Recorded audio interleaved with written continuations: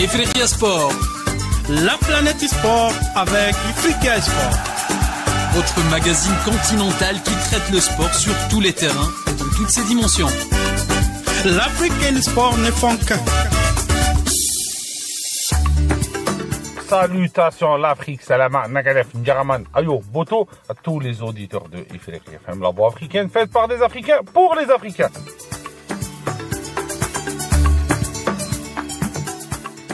Mes sœurs et frères, bienvenue à Ifriqiya Sport, votre rendez-vous hebdomadaire consacré à la réflexion autour du sport africain.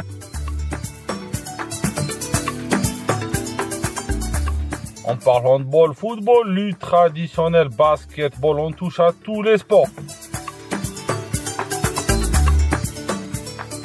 Aujourd'hui, cap sur le Sénégal où l'actualité sportive croise politique du développement sportif et ballon rond. Nous allons parler des élections de la Fédération sénégalaise de football. Rendez-vous crucial pour le futur du football sénégalais. Le football sénégalais dirigé par Augustin Senghor. Le Sénégal a connu son épopée avec le président Senghor.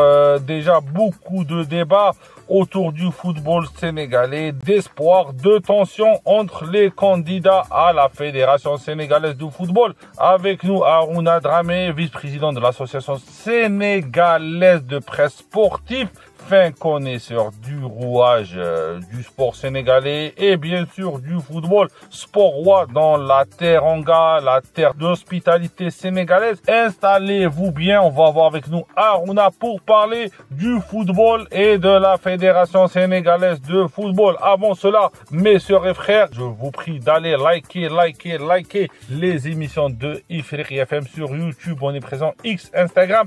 Écoutez et réécoutez Ifriqiya FM soit sur YouTube, bien sûr, en téléchargeant l'application disponible, téléchargeable sur Play Store pour les Android et Facebook. On est là pour voir des informations concernant le sport africain. On a toujours de l'exclusivité pour les passionnés du sport en Afrique. Harouna, il est avec nous. Bonjour Harouna. Quelle information, on va dire, le climat autour des élections du football, de la Fédération sénégalaise de football? Bonjour Walid, bonjour à tous les auditeurs d'Ifriqiya. En fait, ces élections qui s'annoncent au niveau de la Fédération sénégalaise de football sont cruciales. Parce qu'après 16 ans de présidence pour Augustin Senghor, pour la première fois, il y a une grosse adversité qui se dessine en face de lui. C'est quasiment l'avenir du football sénégalais qui se joue.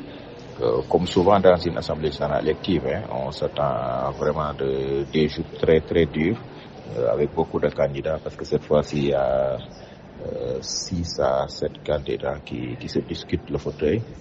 Et les années précédentes, que ce soit en 2017 ou en 2021, Augustin Senghor avait autour de lui une grosse équipe, une machine électorale, une unité, une fusion entre différents hauts responsables du football qui le soutenaient, qui avaient fait bloc autour de lui, qui lui avaient permis de s'imposer facilement parce qu'il s'est fait élire en 2021 dès le premier tour avec une très large avance, plus des 2/3 des voix par rapport à son challenger qui se trouvait être Madi Touré, qui est aussi candidat cette année. Mais cette année, ce qu'on a appelé ici le manko, c'est-à-dire l'unité autour de la candidature de Senghor, s'est effrité. Des gens qui étaient dans son bureau au niveau de la fédération, qui étaient au comité exécutif fédéral, se sont retournés contre lui, ont noué une alliance autour de notre candidat, un certain Abdoulaye Fall, qui était membre du comité exécutif et président de la commission des finances. Et il y a certains vice-présidents, 3 vice-présidents qui sont derrière Abdoulaye Fall. Aujourd'hui, Augustin est affaibli et c'est ça l'enjeu principal de ces élections-là. Il n'est pas sûr d'être élu. Donc il y a quelque part une reconfiguration qui s'annonce, qui se dessine au niveau du football sénégalais. Je pense que c'est ça l'un des enjeux principaux de cette élection-là. L'autre enjeu, c'est éventuellement si Augustin venait à être battu lors de ces élections-là, la reconfiguration qui s'annonce, parce qu'il y aura une reconfiguration du football sénégalais, une reconfiguration de l'équipe fédérale, avec certainement de nouvelles têtes, une nouvelle politique et de nouveaux défis qui vont attendre le football sénégalais. Énormément de choses risquent de bouger lors de cette élection, au sortir de cette élection prévue le 2 août, le samedi 2 août prochain. Aruna, est-ce que tu peux nous faire une biographie des candidats pour avoir le siège du président de fédération? Alors, côté candidats, ceux qui sont déclarés et qui ont été officiellement retenus par le comité électoral, il y a donc Augustin Senghor, comme je l'ai dit, qui est le président sortant. Il y a Abdoulaye Fall, qui était le président de la commission finance du bureau sortant de la fédération. À côté de ces deux-là, on note aussi la candidature de Madi Touré, déjà candidat en 2017 et 2021, qui avait été battu par Augustin, qui revient donc à la salle pour la 3e fois. Il y a aussi Aliou Kologo, qui est un journaliste sportif sénégalais, qui est actuellement un média officier au niveau de la CAF, qui se présente. C'est une première qu'on voit un journaliste postulé à la fédération. Il y a Mohamed Kamara, Titi, un Sénégalais qui vit plus en France, qui était un peu connu dans le milieu du football comme étant un peu proche des LH de la génération 2002. Donc, mais qui a très peu de chances d'être élu. On l'a même pas vu faire campagne. Je pense que c'est plus une candidature exotique, pour ne pas dire une candidature juste pour le fun. Et puis il y a Maître Moustapha Kamara, le dernier candidat, qui est agent de jour, l'ancien conseiller de Sadio Mané, qui est également juge au tribunal arbitral du sport, un avocat sénégalais basé à Marseille. Donc voilà les candidats qui se sont déclarés et qui ont été retenus pour cette bataille. Ils sont au nombre de 5. Certainement que ça va être très très dur, mais les 3 qui semblent avoir vraiment plutôt 6 candidats donc, mais les 3 qui semblent avoir les faveurs des clubs, les 3 dont devrait sortir le président, ce sera entre Abdoulaye Fall, Madi Touré et Augustin Senghor. C'est les 3 qui sont les favoris et la bataille s'annonce rude entre ces 3-là et le prochain candidat sera un de ces 3-là. On aimerait bien savoir quels sont les favoris ou le favori pour être le futur patron du football sénégalais. Bien, je l'ai dit, Augustin va briguer un 5e mandat. D'ailleurs, ça suscite une vive polémique au pays, ici au Sénégal. Il y a beaucoup de gens qui estiment qu'il a fait son temps après 4 mandats de 4 ans qui lui ont permis de diriger le football sénégalais depuis 2009, soit 16 années de règne.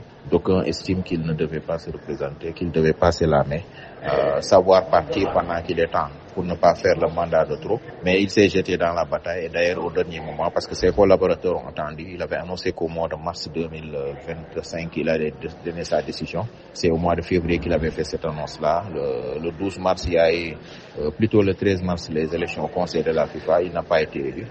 On s'attendait à ce qu'il se détermine en disant s'il est candidat ou pas.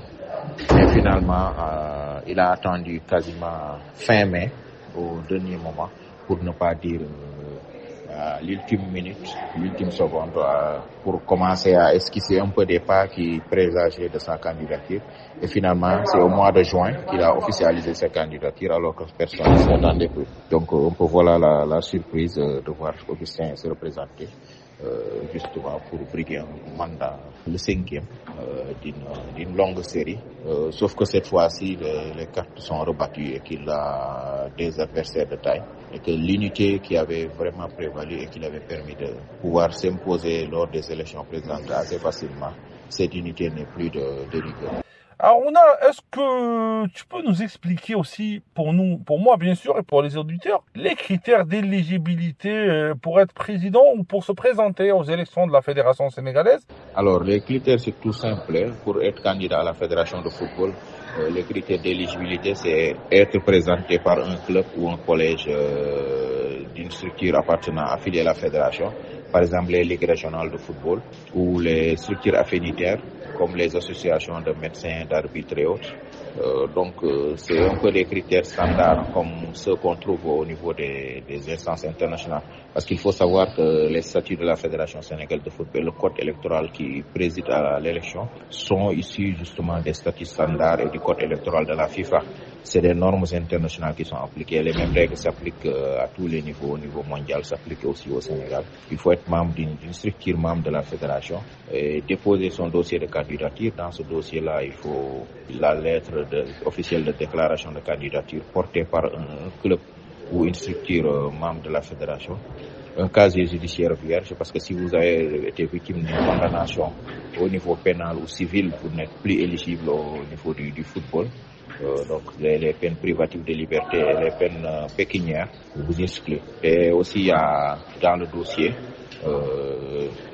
un peu l'esquisse de programme qu'on va présenter. Et puis après il y a la campagne électorale qui permet à chaque candidat de décliner, de dérouler son programme. Mais sur le plan administratif, c'est les actes qu'on demande, la copie de la carte d'identité, le casier judiciaire et puis la déclaration officielle de candidature portée par une structure affiliée à la fédération. Aussi, il y a une question qui m'intrigue là, tu as expliqué les critères, mais quel est vraiment le mode de scrutin pour être le boss de ce football sénégalais? Alors, contrairement à beaucoup de pays, le mode de scrutin qui est ici appliqué au Sénégal est assez complexe et compliqué parce qu'il y a environ 430 clubs qui votent. C'est en fait tous les clubs affiliés à la fédération qui votent, chacun individuellement. Et à côté de ces clubs-là, il y a l'association des arbitres, l'association des médecins, la structure qu'on appelle ONCAV, l'organisme de coordination des activités de vacances qui s'occupe un peu du football de masse. Et puis, toutes ces structures-là votent. Et les clubs, un à un vote. Les clubs de Ligue 1, donc les clubs professionnels de Ligue 1, leur vote compte pour 3 voix. Parce qu'à chaque fois qu'un club de Ligue 1 vote, le président ou le délégué du club vote pour 3 voix. Les clubs de Ligue 2, c'est-à-dire de la deuxième division, leur voix compte pour 2 voix pour chaque club. Et il y a les clubs de national, donc considérés comme les clubs amateurs. Et ces clubs amateurs-là ont un vote d'une voix, une voix par club. Et maintenant, les structures qu'on appelle strictes affinitaires, l'association des médecins, l'association des arbitres, l'ONCAV dont j'ai parlé tout à l'heure. Ces structures-là ont chacune une voix, en plus du football féminin qui vote. Et puis les clubs de beach soccer qui votent et qui ont une voix. Et le football spécifique, donc le futsal, qui est dans la même catégorie que le beach soccer. Ces clubs aussi votent pour une voix. Au total, c'est un corps électoral d'environ 450 clubs qui est appelé à élire le président. Pour être élu, c'est là où la complexité réside. Il faut avoir 2 tiers des voix. C'est-à-dire sur les 450 clubs votants, il faut forcément récolter autour de 300 voix, ce qui laisse présager que pour l'élection à venir, compte tenu du nombre de candidats et du fait qu'il y a 3 candidats qui sortent du lot qui sont soutenus par la majorité ou l'essentiel des clubs avec une division des voix, on s'attend forcément à un deuxième tour entre les 3 que j'ai cités au plus haut comme favoris, Augustin Senghor, Abdoulaye Fall et Madi Touré. L'un des 3 sera élu et probablement au deuxième tour. Et donc les jeux d'alliance et de désistement, de report de voix pour le deuxième tour seront de mise dans cette élection. En parlant de Senghor, quel est le bilan de Augustin Senghor à la tête du football de la Teranga? Mais pour dire vrai, au cours de 16 ans, le bilan d'Augustin Senghor à la tête de la fédération depuis 2009, quand même, il est reluisant. Il a pris une fédération qui sortait d'un comité de normalisation au football, donc qui était normalisé suite à la crise qui a sévi au sein du football sénégalais entre 2007 et 2009. Après la fin du mandat du comité de normalisation qui a duré à peu près 20 mois, la fédération a été installée. Augustin, qui était le chargé des réformes de ce comité de normalisation, élu président. Et il faut savoir qu'il est président d'un des grands clubs historiques du football sénégalais, l'US Gorée, l'Union sportive de Gorée, qui avec la Jeanne d'Arc de Dakar, le Jaraaf, la Linguère de Saint-Louis, le Casa Sport sont vraiment les clubs historiques du football sénégalais. Qui ont parmi les plus beaux palmarès de ce football-là. Et en tant que président de ce club, donc il a été élu président de la fédération en 2009. Et depuis, le Sénégal quand même a franchi de grands pas. Et donc il y a une restructuration, un assainissement des finances. La fédération a aujourd'hui un peu en quelque sorte les moyens de sa politique avec des ressources financières et humaines de qualité et surtout des ressources financières qui lui permettent d'accomplir sa politique. Il a réorganisé la direction technique nationale, la finalisation du centre technique Toubab Dialaw où s'entraînent et se regroupent toutes les sélections de jeunes et le football féminin. Il y a un centre technique aussi de formation et d'encadrement des jeunes, mais surtout de formation des cadres du football sénégalais qui a été installé à Guéréo, non loin de la station balnéaire de Saly, dans le département de Mbour.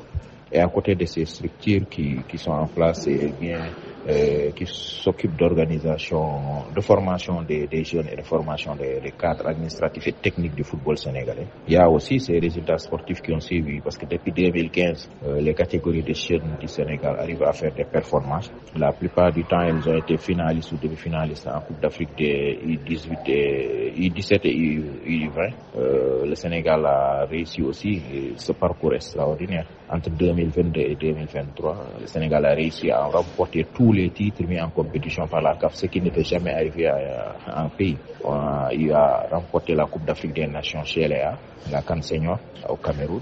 Le Sénégal a remporté le CHAN qui s'est déroulé d'ailleurs en Algérie, le championnat d'Afrique des sélections locales.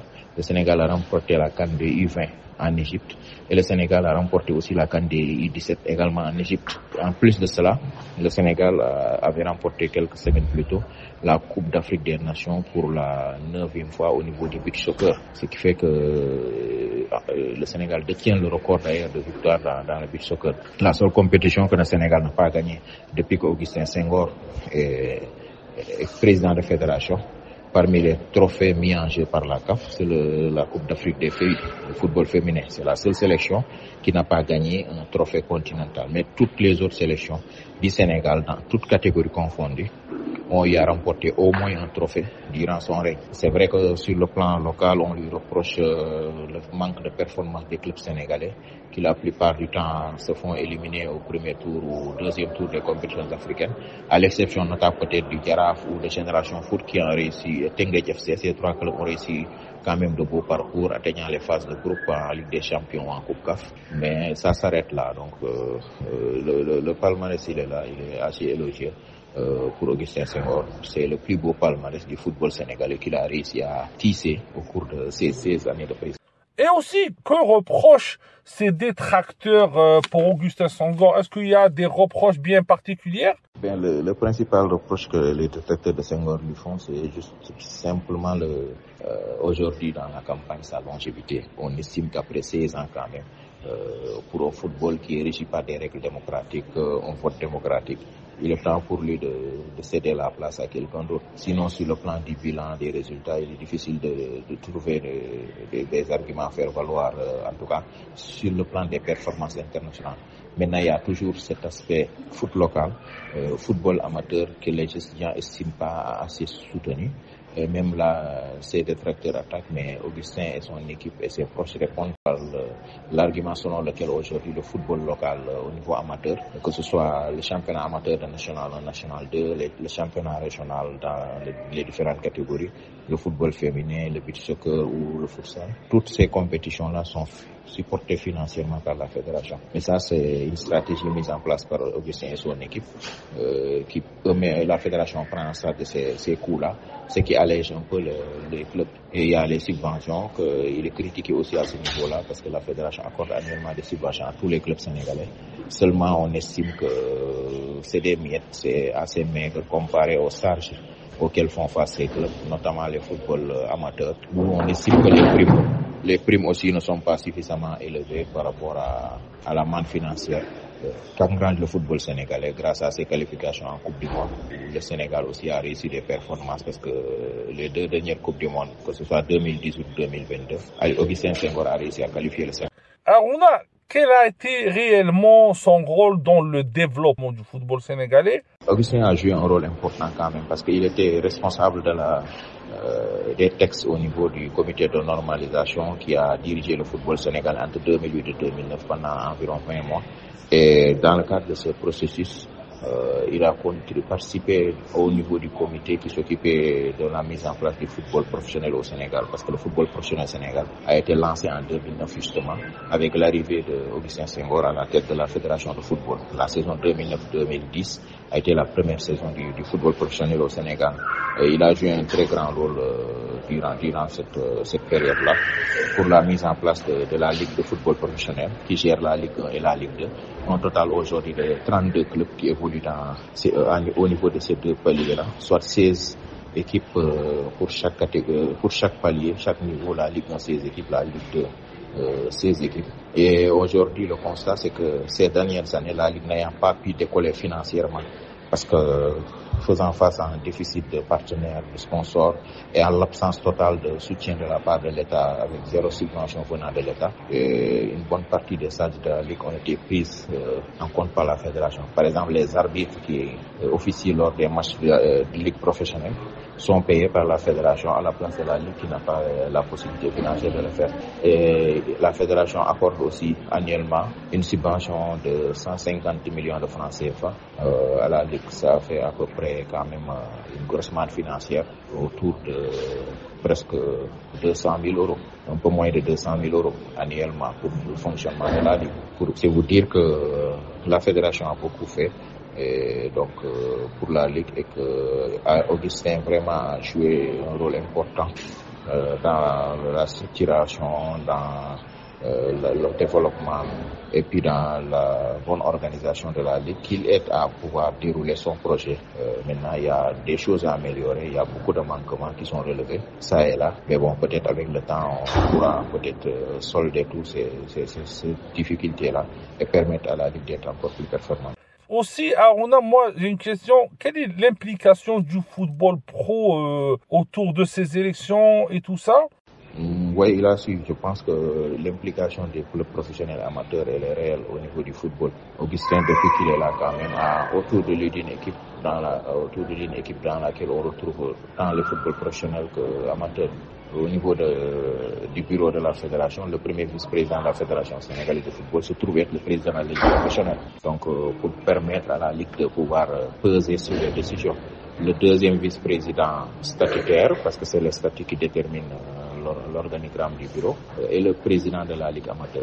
Donc, le président de la Ligue professionnelle est premier vice-président de la fédération, le premier président de la Ligue amateur et deuxième vice-président. Et au niveau toujours de ce bureau-là, compte 6 membres, 6 vice-présidents. Parmi les 6 vice-présidents, en plus du président de la Ligue professionnelle, du président de la Ligue amateur, le football amateur est représenté aussi par le président, deux membres supplémentaires qui sont des présidents des collèges et présidents de, parce que le Sénégal compte 14 régions, 14 provinces, et chacune de ces provinces a une ligue régionale chargée du développement du football au niveau de la base, particulièrement du football amateur, même si elle gère aussi le football professionnel. Et ces 14 présidents de ligue désignent 2 de leurs membres, ils votent pour 2 de leurs membres qui vont siéger au niveau du bureau de la fédération en tant que 3e et 5e vice-président pour porter la voix des clubs, pour porter la voix des clubs et porter la voix des ligues régionales. Parce que les clubs sont directement rattachés aux ligues régionales. Pour vous dire donc, quelque part, le football amateur comme professionnel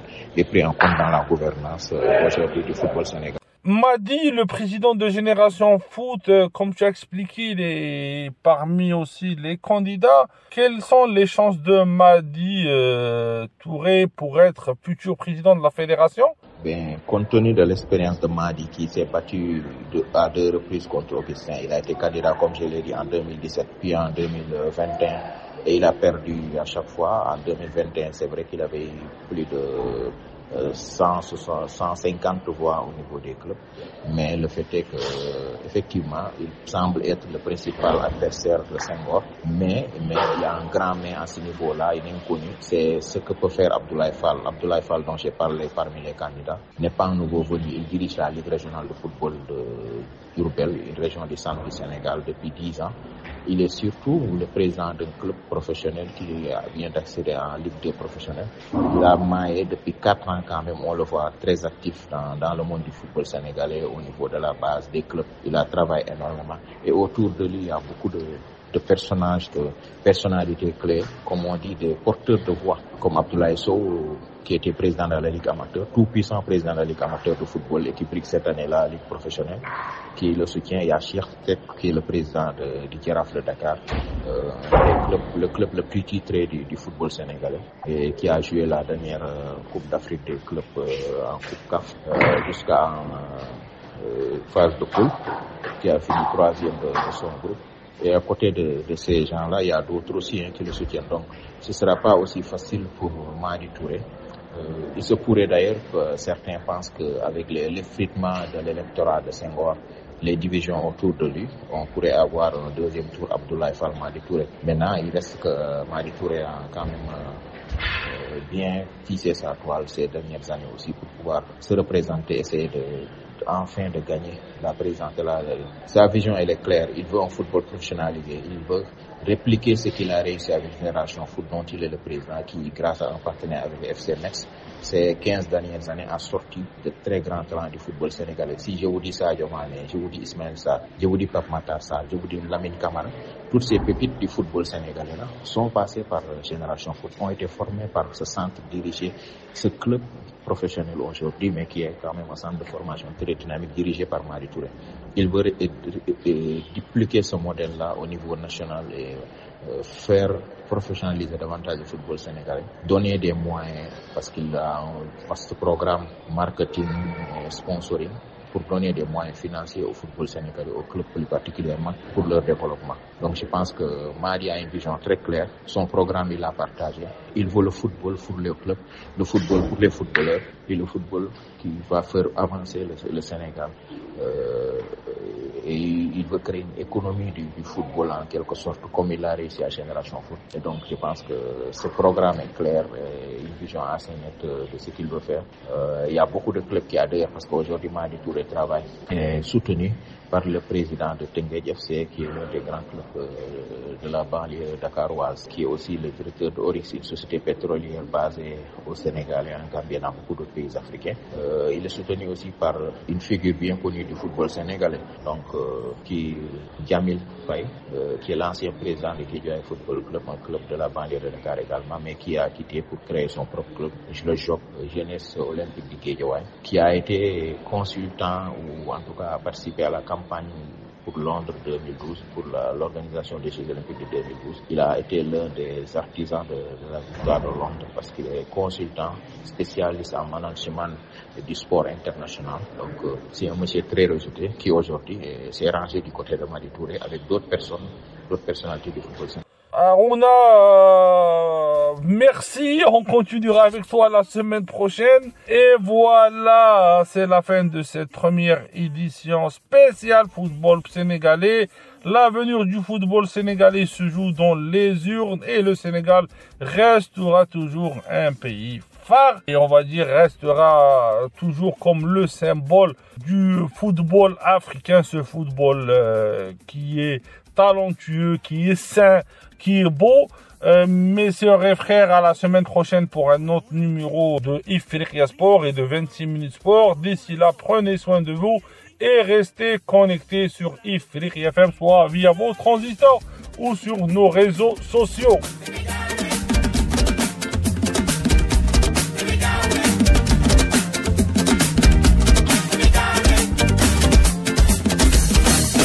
ni ngeen ko bëggee noonu lay demee fa ngeen may seen tuuma foofu lay jubal di ko jubant bëgg naa leen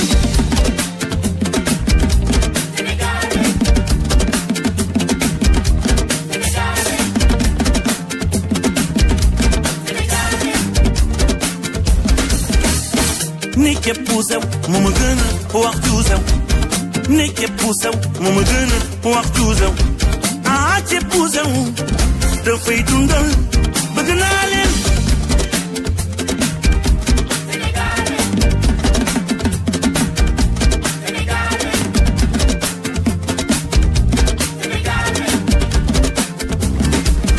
wow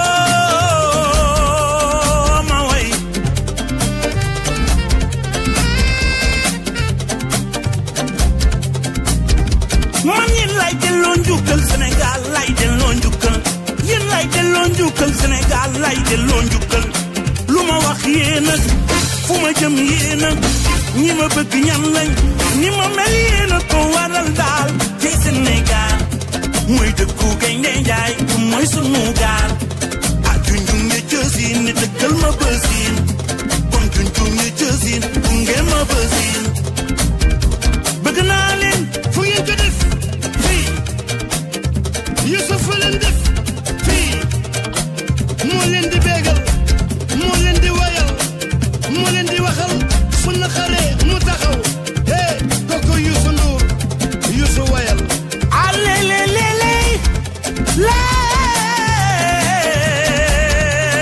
ma way waxal ak Sénégal maa jigéen waxal yéen lay delloo njukkal Sénégal lay delloo njukkal yéen lay delloo njukkal Sénégal lay delloo njukkal lu ma wax yéena fu ma jëm yéena ñi ma bëgg ñan lañ ñi ma mel yéena ko waral daal te Sénégal ak ku gaynde njaay du mooy sunu gaal